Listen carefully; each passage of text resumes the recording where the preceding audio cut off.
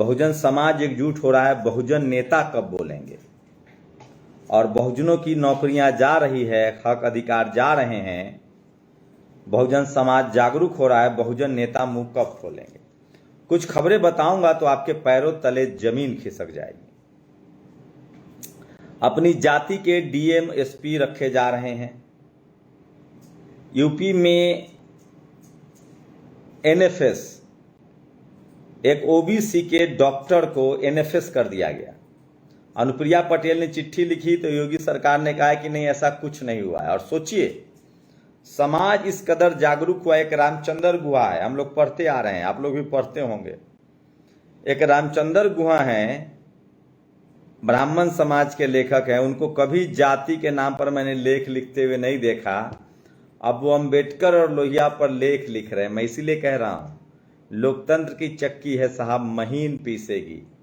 कहने का मतलब यह है कि सोशल मीडिया ने इस देश के लगभग 50 करोड़, मैं तो दावा करता हूं कि नेशनल दस्तक ने लगभग 50 करोड़ बहुजनों को एकजुट कर दिया है, जो जगे हुए बहुजन हैं।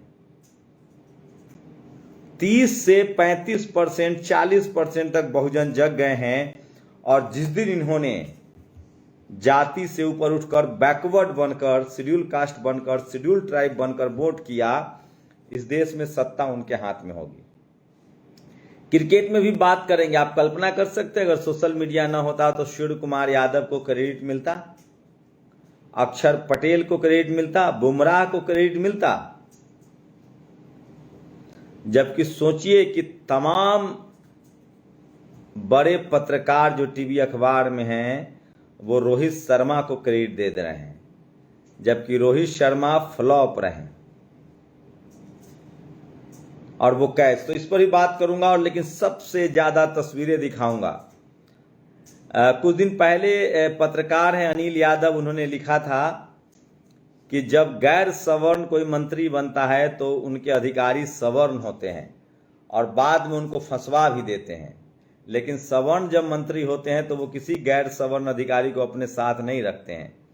काश हेमंत सोरेन को भी अभी बात समझ में आने लगी है और आज जमकर वो हुल जोहार कर रहे हैं, सिद्धो कान्हो, तिलका मांझी, भगवान बिरसा मुंडा की तस्वीर को याद कर रहे हैं। तो संडे का दिन है, हम चाहेंगे कि आप लोग हमारे साथ जुड़िए, अपनी प्रतिक्रिया भी जरूर दीजिए और एक एक खबर का विश्लेषण सुनिए। मैं बार बार कह रहा हूं, मैं अभी भी कह रहा हूं, बिहार में लगभग 75,000 करीब वैकेंसी आ रही है टीचर की। कब? जब हाईकोर्ट ने 65% रिजर्वेशन पर रोक लगा दिया। मैं बार बार कह रहा हूं कि अब तो सवर्ण लेखक भी लिखने लगे हैं, बोलने लगे हैं। अब समय आ गया है कि आप लोग लिखिए, पढ़िए, बोलिए। अगर नहीं बोलेंगे तो अब आपके संवैधानिक अधिकार नहीं बचेंगे। यही समय है। आपके पास टीवी अखबार नहीं था, अब सोशल मीडिया है। सिर्फ कुछ नहीं करना है, संवैधानिक दायरे में रहकर बोलना शुरू कर दीजिए। लोकसभा चुनाव 2024 में उत्तर प्रदेश में समाजवादी पार्टी से जीतने वाले 37 सांसदों की जातिवार वर्गकार सूची। सवर्ण समाज से 5 जीते हैं, 2 राजपूत, 1 ब्राह्मण, 1 भूमियार, 1 वैश्य। ओबीसी से 20, 7 कुर्मी, 5 यादव, 3 कोयरी, 2 निषाद, 1 राजभर, 1 जाट, 1 लोधी। एससी समाज से 7, 5 पासी, 1 दोहरे, एक और एससी समाज से हैं। एसटी से 1 हैं खरवार साहब। अल्पसंख्यक 4 जीते हैं। तो ये कास्ट कॉम्बिनेशन जो है समाजवादी पार्टी ने जारी किया है, उनके चाहने वाले लोग जारी कर रहे हैं। तो फिर मैं कह रहा हूं, बैकवर्ड को आपको बड़ी संख्या में अब भागीदारी देनी पड़ेगी। और इसीलिए मैंने कहा है कि समाज जागरूक हो गया है, अब नेताओं को बोलना पड़ेगा। तो रामचंद्र गुहा ने एक लेख लिखा है बाबा साहब और लोहिया पर। सोचिए, रामचंद्र गुहा हो या बद्री नारायण तिवारी हो या अशोक पांडे जैसे लोग हों, जैसी ये लोग बहुजन राजनीति का उभार देखते हैं तो ये बहुजन बन जाते हैं। और जैसी बहुजन राजनीति खत्म होने लगती है तो तुरंत बद्रीनाथ, बद्री तिवारी बन जाते हैं। तो उनका चित्त भी है, पट भी है। लेकिन सोचिए, अब तक जाति जनगणना पर रवीश कुमार का वीडियो नहीं आया। अब तक बिहार में जो रिजर्वेशन पर रोक लग गई, उस पर रवीश कुमार, अजीत अंजुम, पुण्य प्रसून वाजपेयी और अभिसार शर्मा का वीडियो नहीं आया। और ये बात जब तक आप समझेंगे नहीं तब तक आपको देर होती रहेगी। सवर्ण समाज के पत्रकार 99% वैसे पत्रकार हैं जो बीजेपी के साथ हैं और 1% ऐसे पत्रकार हैं जो कांग्रेस के साथ है। एक भाई गुटखे की दुकान खोलता है, दूसरा भाई कैंसर का अस्पताल खोलता है, लेकिन दलित, पिछड़े, आदिवासी, किसान, अल्पसंख्यक उनको देख सुन रहे हैं, समझने के लिए तैयार नहीं है। लेकिन अपने तो अपने होते। सोचिए, अनुप्रिया पटेल भले बीजेपी की गठबंधन में है, लेकिन उन्होंने योगी आदित्यनाथ को चिट्ठी लिखी और कहा कि आपके यहाँ SC ST OBC को नौकरियां नहीं मिल रही है और नॉट फाउंड सुटेबल लिखा जा रहा है। इसके बाद इतना ही नहीं, संजय निषाद, इन लोगों ने भी चिट्ठियां लिखी। उसके बाद योगी आदित्यनाथ की सरकार ने कहा है कि नहीं, ऐसा हमारे यहाँ कुछ नहीं होता है। लेकिन जब वहां पोस्टिंग सुनेंगे तो दांतों तले उंगलियां काट लेंगे। तो मैं लगातार कोशिश करता हूं। सोचिए, एक IAS है, रिटायर्ड IAS सूर्य प्रताप सिंह। वैसे आजकल रिटायर्ड IAS नहीं होते हैं। अगर आप सवर्ण हैं तो ED के डायरेक्टर 3 बार पदोन्नति, 3 बार एक्सटेंशन। यहां तक कि दुर्गा शंकर मिश्रा जो यूपी में बड़े अधिकारी थे, मुख्य सचिव थे, उनको 3 साल का एक्सटेंशन दिया गया, अब हटाया गया है क्योंकि योगी आदित्यनाथ निराज हैं। तो सूर्य प्रताप सिंह वही रिटायर्ड IAS हैं जिन पर शरद यादव ने आरोप लगाया था कि इन्होंने मुझे जानबूझकर बदायूं से चुनाव हराया था। IAS मनोज कुमार सिंह के उत्तर प्रदेश के मुख्य सचिव पद पर तैनाती की बधाई। मां योगी आदित्यनाथ जी का सही निर्णय। आखिर कब तक अस्थायी व्यवस्था के सहारे चलता इतना बड़ा प्रदेश।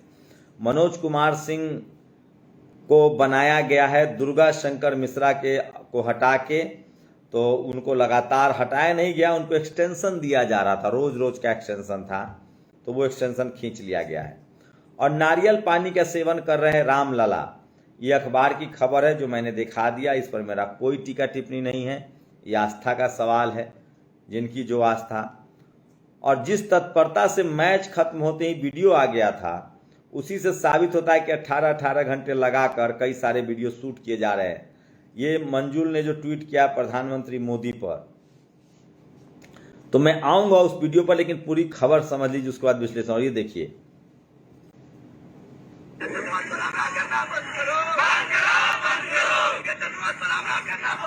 बीएसपी ने बिहार के औरंगाबाद में एक बड़ा प्रोटेस्ट किया। उस प्रोटेस्ट में हॉस्टल की डिमांड रखी गई, ये भी आपको कोई नहीं दिखाएगा। और अरुणाचल प्रदेश चीन का अभिन्न हिस्सा, इसे भारत के हिस्से के रूप में कभी न स्वीकार करेगा। सोचिए, चाइना किस तरह से हमारे हिस्से को अपना हिस्सा बता रहा है। और चुनाव जीतने पर क्षेत्र के महापुरुषों की आदमकद प्रतिमाओं का स्थापना करवाएंगे ताकि अपने पीढ़ी प्रेरणा ले। अनिरुद्ध सिंह विद्रोही जो है वो चुनाव लड़ने वाले हैं और आप लोगों से गुजारिश है कि उनकी मदद कीजिए। करहल से वो चुनाव लड़ने वाले हैं जहां से अखिलेश की सीट खाली हुई है। और उन्होंने कहा कि बाबा साहब अम्बेडकर, मान्यवर कांसी राम साहब, संत गाडगे महाराज और दीना भाना वाल्मीकि का वो बड़ा स्टैचू लगाएंगे। तो सोशल जस्टिस से लवरेज हैं, ऐसे लोगों को संदन में आना चाहिए। और अब बात खबर, सोचिए जाति कितनी बड़ी चीज है। विजेंद्र चौहान, सत्तारूढ़ दल को न जितवा पाने के लिए डीएम को सजा। बीजेपी ने अब तक 12 डिस्ट्रिक्ट के डीएम को बदल दिया है, ट्रांसफर कर दिया है। और कहा जा रहा है कि ये वो जो डीएम हैं सीतापुर, बांदा, बस्ती, श्रावस्ती, कौशाम्बी, संभल, सहारनपुर, मुरादाबाद एंड हाथरस, कहा जा रहा है कि ये वो डीएम है जो वहां बीजेपी चुनाव हार गई। तो सोचिए किस तरह का खेल चल रहा है इस देश में जातिवाद का। और मैं इसीलिए कह रहा हूं कि ये देश जाति प्रधान देश है। और जो दलित, पिछड़े, आदिवासी मुख्यमंत्री इसीलिए सत्ता कंटिन्यू नहीं कर पाते हैं। और एक खबर सोचिए, देखिए पुल गिर गया, सड़क धंस गया। खबर यह है कि ये गुजरात की सड़क है जो धंस गई है, इसको हितेंद्र पटेदिया ने। पूरे देश में गुजरात के लोग ठेकेदारी कर रहे हैं। अयोध्या में जो सड़कें बनी है, जो पाइपलाइन डली है, वो गुजरात के लोगों ने ठेकेदारी की है।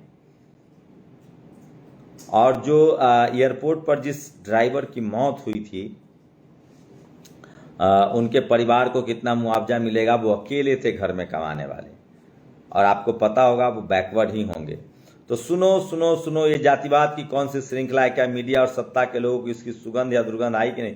ये तमाम तस्वीरें सोशल मीडिया पर वायरल हो रहा है। समाजवादी पार्टी के प्रवक्ता ने लिखा है और ये सब ठाकुर समाज से मनोज यादव ने लिखा है। लेकिन मैं तो कह रहा हूं कि ठाकुर समाज में न्याय की न्याय भावना होती है और ये महाराणा प्रताप हो, बीपी सिंह हो, अर्जुन सिंह हो। बस योगी आदित्यनाथ से शिकायतें हैं कि वो बुलडोजर जो हैं, सोचिए उन ठेकेदारों पर क्यों नहीं चलवा रहे हैं जिन्होंने राम पथ बनवाया, जिन्होंने रेलवे की दीवार बनाई, लखनऊ में जिन्होंने एयरपोर्ट लीक हो रहा है, उन पर बुलडोजर क्यों नहीं बाबा का चल रहा है? ये सबसे बड़ा सवाल है। और सोचिए, रिटायरमेंट ले चुके एक अधिकारी ने इंदिरा गांधी की चुनाव में मदद कर दी थी। इस तकनीकी आधार पर इंदिरा जी का चुनाव रद्द कर 6 साल तक चुनाव लड़ने पर पाबंदी लगा दी गई थी। उसका इस्तीफा 2 दिन बाद मंजूर हुआ। यहाँ डीएम साहब लोगों की फोटो को सीट जिताने की सपोर्ट की बात खुलेआम की जा रही है। सोचिए, lack of support from MLA, minister and DM led to setback in LS polls in UP. UP में अधिकारियों ने जमकर चुनाव में मदद की है और सोनिया गांधी ने इसी को लेकर लेख भी लिखा है।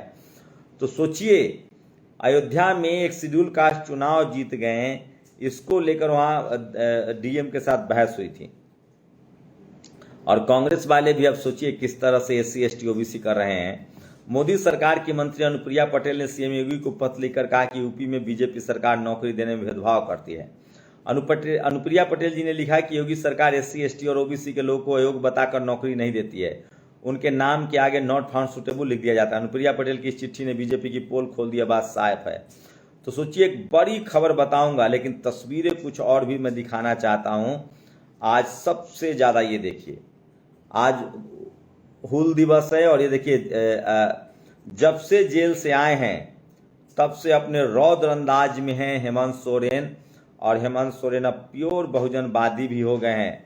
और सोचिए, सवाल है कि जो लोग, वो कौन लोग हैं जो आरक्षण को गाली देते हैं? इन ठेकेदारों का क्या होगा? बड़े से बड़े भ्रष्टाचार है। सवाल है कि क्या इन पर बुलडोजर चलेगा? क्या इनके बारे में बताया जाएगा कि कौन लोग है? ये एक्ट ऑफ गॉड है प्रधानमंत्री जी, और इसका ऑडिट कैसे होगा?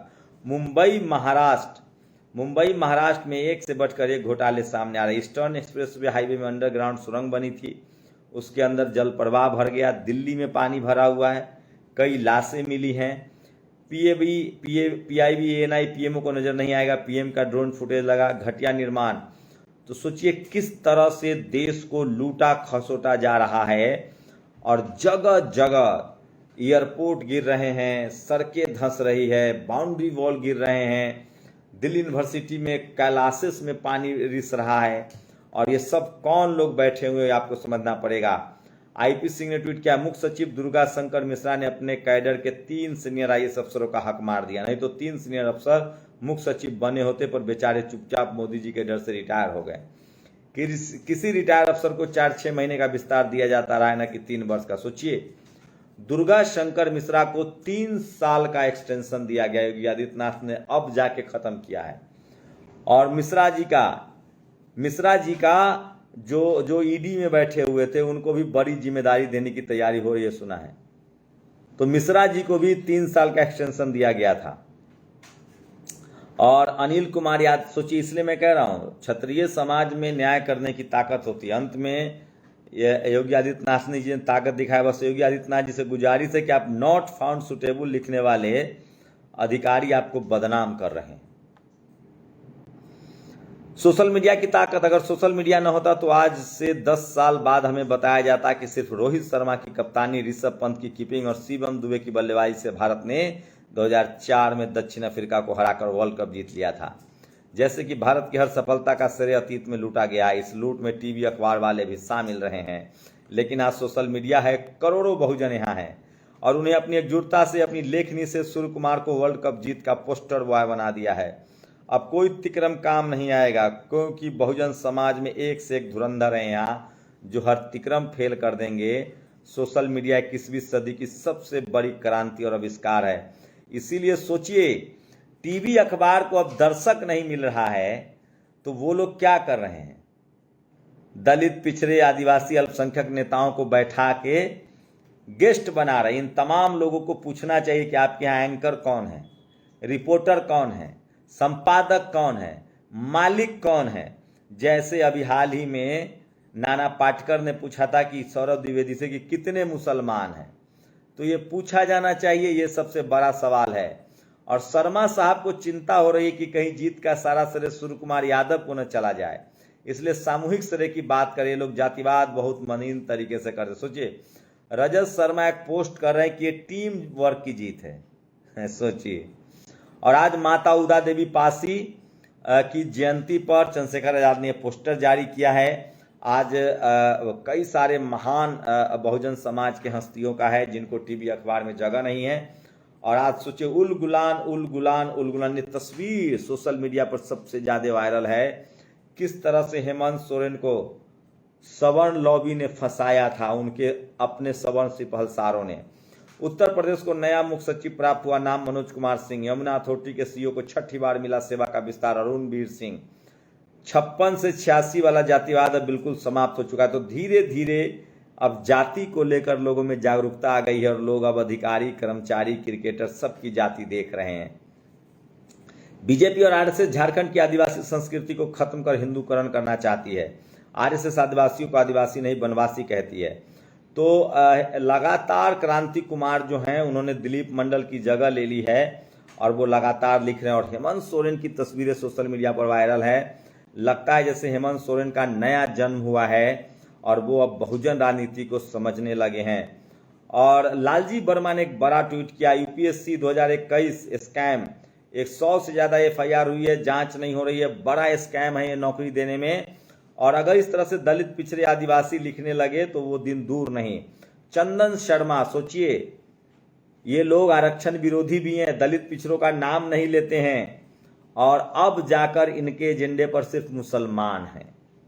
तो टीम में मुसलमानों को लेकर है। लेकिन मैं फिर कह रहा हूं, धर्म के जो लोग कल तक जाति के नाम पर शोषण कर रहे थे, आज वही धर्म के नाम पर आपको लड़ा। ज्योतिरादित्य सिंधिया, अपने तो अपने होते हैं, जनजातीय गौरव, स्वाभिमान और परंपरा की रक्षा के लिए विदेशी ताकतों से लोहा लेने वाली श्रद्धेय सिद्धो कान्हू, चांद भैरव और फूलो झानो सहित सभी अमर बलिदान को हूल क्रांति दिवस पर विनम्र श्रद्धांजलि अर्पित करता हूं। अच्छा लगा ज्योतिरादित्य सिंधिया जी, ये भी किसान समाज से हैं और आपकी वीरता की गाथा युग युगांतर तक हर देशवासी को राष्ट्र के साथ नमन है। तो अब अपने तो अपने होते हैं, लोग अपने धीरे धीरे ही सही अपने महापुरुषों को रिकॉग्नाइज कर रहे हैं। सड़कें धंस रही है, पुल गिर रहे हैं, छत टपक रही है, पेपर लीक हो रहा है। अच्छे दिनों में कोई कमी हो तो बताओ। और ये सब गुजरात मॉडल है। बहुत सारे ठेकेदार पकड़े जा रहे हैं, मैं बताऊंगा आगे, पेपर लीक से लेकर हर जगह गुजरात मॉडल। इन 5 संस्थाओं में ओबीसी, एससी, एसटी और पसमानदा मुसलमान का प्रतिनिधित्व, supreme court of India, UPSC, PMO, CPM polit bureau, BCCI, Muslim personal law board, JNU, AMU, BHU. देश का हर दूसरा आदमी ओबीसी है, देश का हर चौथा आदमी एससी एसटी है, मुसलमान में 10 में से 9 आदमी पसमानदा है। आपकी जयकार में हम नहीं हैं। तो सोचिए, इस देश के तमाम शोषित वंचित, मैं बार बार कह रहा हूं, जब मैं एससी एसटी ओबीसी कहता हूं तो आप मुस्लिम, सिख, ईसाई, दलित, पिछड़े हो सकते हैं। 87,000 पदों पर वैकेंसी आई है बिहार में, जबकि 75% आरक्षण पर रोक लगा दिया गया है। जब तक सुप्रीम कोर्ट में मामला नहीं आता है, नीतीश जी ऐसा नहीं होने दीजिए, नहीं तो आपकी साख पर बट्टा लगेगा। राहुल गांधी के सलाहकार, ईबीएस आर्थिक रूप से कमजोर वर्ग का आरक्षण केवल तथाकथित उच्च जाति को मिलता है, दलित, आदिवासी, ओबीसी श्रेणी में नहीं है। तो सोचिए किस तरह से उनको 10% का आरक्षण मिल जाता है। और ये वो खबरें हैं जो आपको और कोई नहीं बताएगा। नेहा सिंह राठौर ने क्रिकेट को लेकर कुछ तंज किए हैं जिसमें दम है। वो कह रहे हैं कि क्रिकेट अच्छी चीज, क्रिकेट के ओवरडोज ने युवाओं की बुद्धि खराब कर दी है। शाह के लड़के को यूं सचिव नहीं बनाया गया था।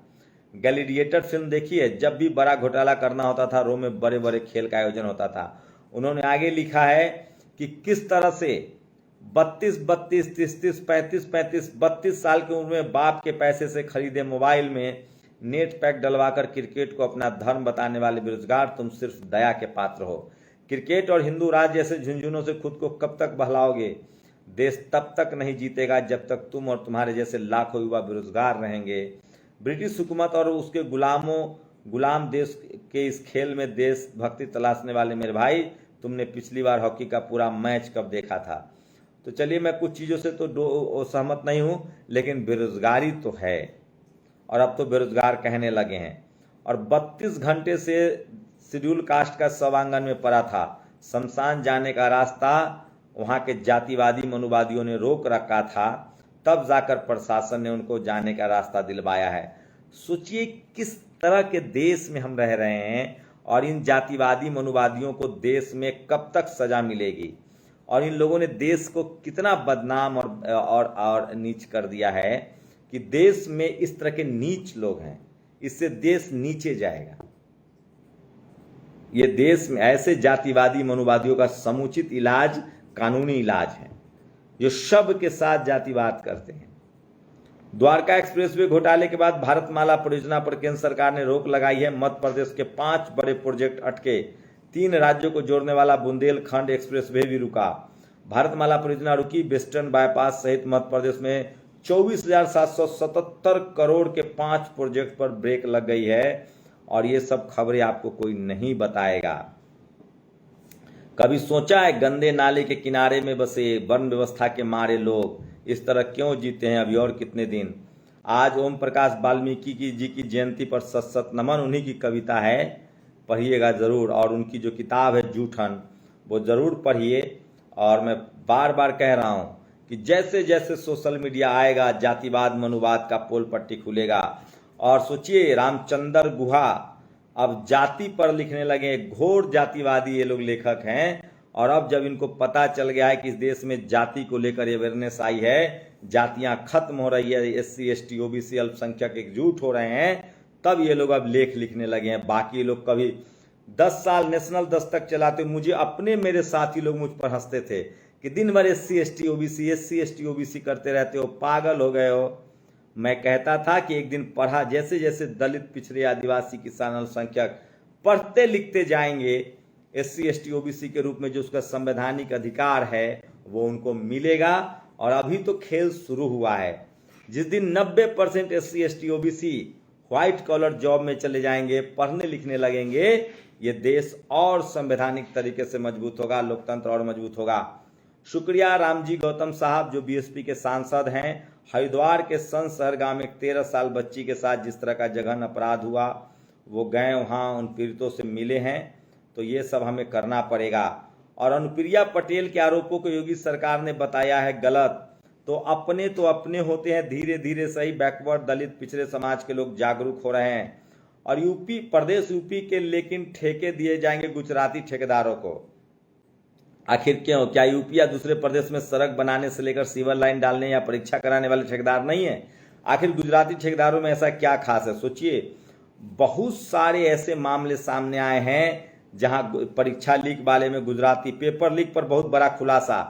पेपर करवाने वाली company Edu Test Solution private limited, ये कंपनी उत्तर प्रदेश, बिहार, झारखंड, उत्तराखंड जैसे कई राज्यों में बैन है, और इसके मालिक पेपर लीक जुर्म में जेल जा चुका है। ये जानते हुए मोदी ने इनको खुद को ठेके दिलवाए। ये भी गुजराती कंपनी थी।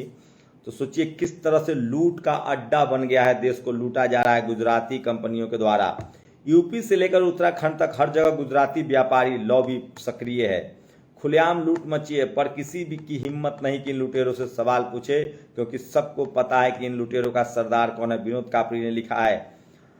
अभिनव पांडे का ये पोस्ट है। यूपी में यूपीपी पेपर गुजराती कंपनी कराती है, लीक हुआ तो मालिक अमेरिका भाग गया। सोचिए, यूपी में अयोध्या का सीवर गुजराती ठेकेदार बना रहे। अब CM योगी ने नोटिस जारी किया है। बनारस में सड़क से लेकर शौचालय तक गुजराती ठेकेदार ने बनाया। यूपी वालों को कुछ बनाना आता नहीं या बनाने नहीं दिया जाता। तो देश भर में किस तरह से यही है गुजरात मॉडल, जो मैं पिछले 10 साल से कह रहा था और आप लोग नहीं समझ पा रहे थे। अब समझिए, तभी नाले ढह रहे हैं, सड़कें टूट रही हैं, एयरपोर्ट गिर रहा है। और नॉट फाउंड सुटेबल क्या है, ये देखिए, ये है वो शख्स। तस्वीरें देख लीजिए। इनका नाम है। SGPI में न्यूरोलॉजी डिपार्टमेंट में 2 प्रोफेसर की सीट थी। एक जनरल की थी, भर दिया गया। एक OBC की सीट थी। सर्वेश वर्मा जी इकलौते कैंडिडेट थे। नॉट फाउंड सुटेबल लिख दिया गया है।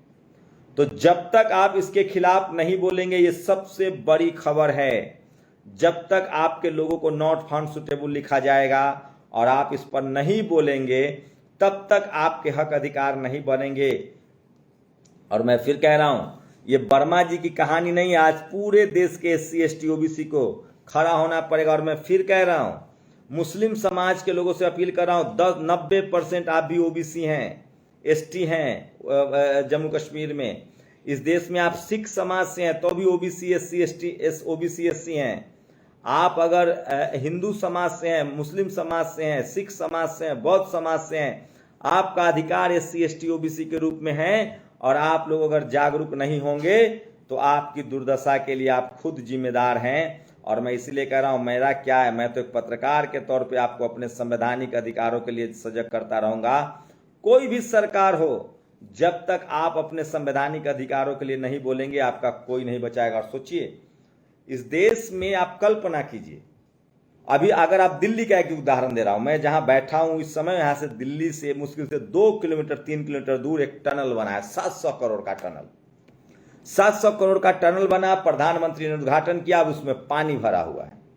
अब बताइए, इस ठेकेदार ने अगर 100 करोड़ की भी चोरी की होगी तो आप एक आदमी कौन सी नौकरी करेंगे तो 100 करोड़ रुपया कमा लेंगे? IAS बन जाएंगे तो भी नहीं कमा पाएंगे, राष्ट्रपति प्रधानमंत्री भी बन जाएंगे तो 100 करोड़ नहीं कमा पाएंगे। अब बताइए, इस देश में ठेकेदारी के धंधा में कौन है? दूसरा, बिजनेस। इस देश में अरबों खरबों की छूट बिजनेसमैन को मिलती है। मैं तो दलित, पिछड़े, आदिवासी, अल्पसंख्यकों से गुजारिश कर रहा हूं कि बिजनेस में अपने बच्चों को डालिए, बिजनेस कीजिए, बिजनेस शुरू तो कीजिए। इनकम टैक्स रिटर्न भरिए, सब लोग ITR भरिए, 3 साल का ITR भरिए, टैक्स देते हैं नहीं देते हैं, और जाके बैंक में क्लेम कीजिए, बैंक से पैसा लीजिए और नौकरी बिजनेस शुरू कीजिए। नहीं तो आपकी आने वाली नस्लें और बर्बाद हो जाएंगी। लेकिन सवाल यह है कि इस देश में ठेकेदारी उसी की चलेगी, बिजनेस उसी का चलेगा जिसका ब्यूरोक्रेट होगा। IAS होंगे, IPS होंगे, अधिकारी होंगे, डॉक्टर होंगे, इंजीनियर होंगे। मैं फिर कह रहा हूं, बाबा साहब ने इसीलिए कहा था, हम ऐसे दौर में जा रहे हैं जहां हमें राजनीतिक अधिकार तो मिल गया है, लेकिन सामाजिक अधिकार और आर्थिक अधिकार नहीं मिला है। मैं इस देश के तमाम SC ST OBC लोगों से अपील कर रहा हूं, जो पढ़े लिखे, अपने आर्थिक अधिकारों के लिए बोलना शुरू कीजिए। और जितने SC ST OBC, किसान, जाट, गुर्जर, पटेल, मराठा के लोग सांसद हैं, MP हैं, MLA हैं, संसद में आए हैं, वो सबको इन अधिकारों के लिए बोलना चाहिए। और नहीं बोलेंगे तो आपके सारे अधिकार छीन लिए जाएंगे। और मैं फिर कह रहा हूं, इस देश के दलित, पिछड़े, आदिवासी, किसान, अल्पसंख्यकों को अब ठेकेदारी, business, media, judiciary, bureaucracy, college, university, sports और सिनेमा में आने के लिए संघर्ष करना चाहिए। और सबसे बड़ी बात, जब भी कहीं आपको कोई भी वायसनेस दिखे, जातिवाद के खिलाफ लिखना शुरू कीजिए, मनुवाद के खिलाफ लिखना शुरू कीजिए। ये मत सोचिए कि आपका दोस्त क्या कहेगा। आप किसी कॉरपोरेट कंपनी में नौकरी करते हैं, किसी कंपनी में हैं, किसी विभाग में हैं, अगर आप कहीं कोई भेदभाव देख रहे हैं तो ये मत सोचिए कि मेरे बोलने से क्या होगा। आप सोशल मीडिया पर, आप ही पत्रकार हैं, आप ही रिपोर्टर हैं, जो सच है उसको लिखना शुरू कीजिए। और जब आप लिखेंगे, पढ़ेंगे, बोलेंगे तो आप अमर भी होंगे। राजेंद्र प्रसाद सिंह ने इसलिए आज लिखा है कि कोई भी सीमेंट की बिल्डिंग 100 साल से ज़्यादा नहीं चलेगी। कोई भी सीमेंट की बिल्डिंग मान लीजिए 100 साल की उम्र होती है, लेकिन उसकी जो डिजाइन है, उसका जो रुतबा है, वो हमेशा रहेगा। अगर आप इंसान के तौर पे पैदा हुए, आप एक मनुष्य पैदा हुए हैं, तो आप कुछ भी कीजिएगा तो आपकी जिंदगी 100 साल चलेगी, 100 साल। इसलिए कुछ ऐसा कर जाइए कि आपके न रहने के बाद भी आप अमर हो जाएं। इसलिए राजेंद्र प्रसाद सिंह कहते हैं कि अगर बुद्ध ने राजपद अपनाया होता, राजा बनते, तो उनको लुम्बिनी जानता, लेकिन जब उन्होंने धम्म पद, मानवता का रास्ता अपनाया तो आज पूरी दुनिया जानती है। इसलिए बाबा साहब कहते थे, जिंदगी लंबी नहीं, शानदार होनी चाहिए। तो ऐसे में इस देश के तमाम दलित, पिछड़े, आदिवासी, किसान, अल्पसंख्यक, पढ़े लिखे लोगों से, अधिकारी हो, कर्मचारी हो, नेता हो, अगर आप लोग चाहते हैं कि ये मुल्क बेहतर बने, आप इंसानियत के लिए काम कर रहे हैं, तो आप इस देश के हर उस गैर बराबरी के खिलाफ बोलिए, संवैधानिक अधिकारों के प्रति सजग होइए, और तब जाकर आप जीवन में अमर हो पाएंगे। तो ये देश तभी मजबूत बनेगा जब इस देश के 90% लोग जो SC ST OBC हैं, जिनके हिस्से में सिर्फ 10 रोटी है, मान लीजिए इस देश में 100 रोटी है, टोटल 100 रोटी है, तो इस देश में 90 लोगों के पास सिर्फ 10 रोटी है खाने के लिए, जिसको SC ST OBC कहते हैं, और 10 लोग जो जनरल कैटेगरी के हैं उनके पास 90 रोटी है। सोचिए, इस देश के 90% धन पर 10% लोगों का कब्जा है और 90% लोगों के पास सिर्फ 10% धन है। आप सोचिए आप किस कैटेगरी में हैं, 90% में हैं या 10% में हैं। यह देश तभी मजबूत बनेगा जब सबको बराबरी का अधिकार मिलेगा। सोचिए टीम में कोई यादव, कोई पटेल, कोई बुमराह, कोई सिख न होता तो क्या भारतीय टीम जीतती? शुक्रिया। नेशनल दस्तक की आपसे गुजारिश है कि अगर इसको बचाना चाहते हैं तो नेशनल दस्तक को सब्सक्राइब करने के लिए रेड कलर के सब्सक्राइब बटन को दबाएं, फिर बेल आइकन की घंटी दबाएं। नेशनल दस्तक को बचाने के लिए बहुत जरूरी है कि हर खबर को शेयर करें, लाइक करें, कमेंट जरूर करें।